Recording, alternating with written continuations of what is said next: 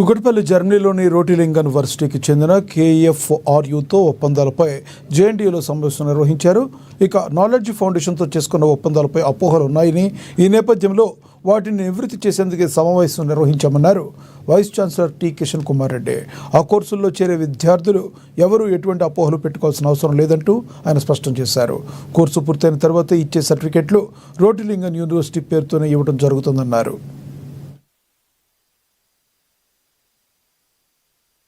Jawaharlal Nehru technological యూనివర్సిటీకి MOU courses చేసుకోవటం అనేది కొత్త కాదు.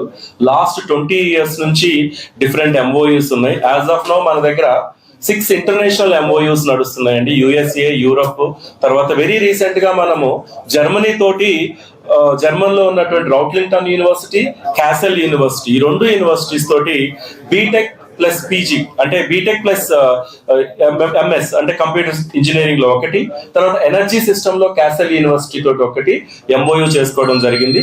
దాని మీద రకరకాల పుకార్లు కానీ రకరకాల అన్నెసరీ థింగ్స్ వచ్చి స్టూడెంట్స్ మెయిన్ గా కన్ఫ్యూజ్ అవుతున్నారు. స్టూడెంట్స్, పేరెంట్స్ కన్ఫ్యూజ్ అవుతున్నారు.